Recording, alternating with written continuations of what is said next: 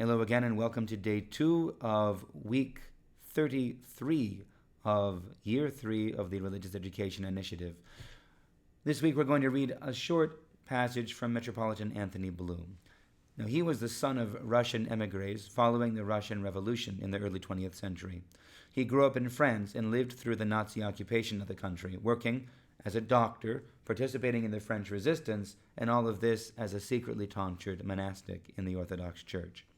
After the war, he was ordained a priest and was sent to serve a community in England, where he was eventually consecrated as a bishop. He is known and loved as a prayerful, pastoral, and holy hierarch, and many believe him to be a saint.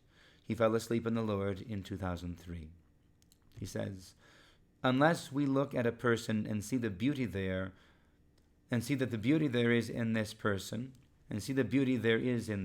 we can contribute nothing to him. One does not help a person by discerning what is wrong, what is ugly, what is distorted. Christ looked at everyone he met, at the prostitute, at the thief, and saw the beauty hidden there. Perhaps it was distorted, perhaps damaged, but it was beauty nonetheless, and what he did was to call out this beauty.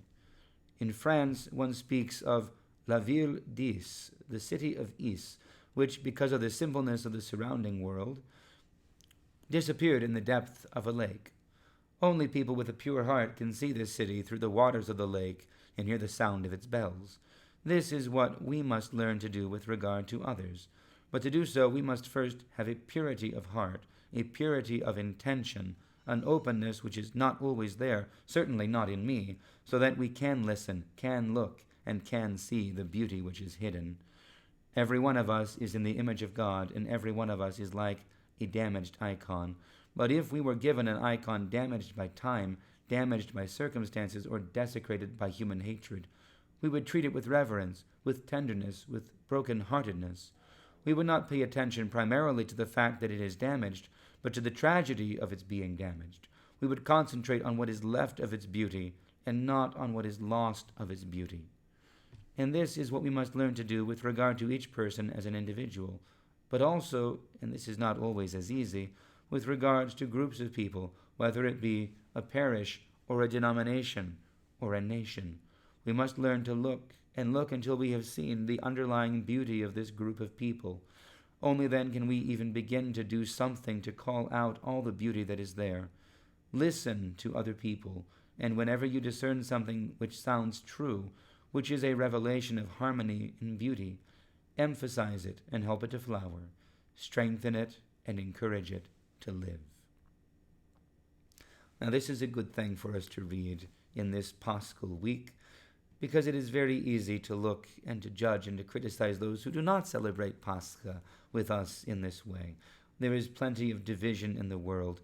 There is plenty of grounds for argument and judgment even within the Orthodox Church, as we well know in this troubled year of 2023. But what we are invited to do, what we are called to do by the Lord, what Metropolitan Anthony, I won't call him St. Anthony, although what Metropolitan Anthony says is true and is right. We cannot dwell only on what is evil. If we are to have any relationship with someone, we must strive and struggle to see what is good, what is holy, what is true.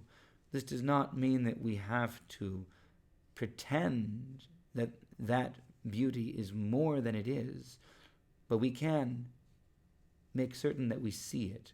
We can make certain that we try, when we interact with someone who is troubled, who we have a hard time interacting with, we can make sure that we struggle and strive to interact with what is best, what is beautiful, what is the remaining icon of the Lord in them. And this is a beautiful calling. May we be granted wisdom to fulfill it. Christ is risen. Christos anesti.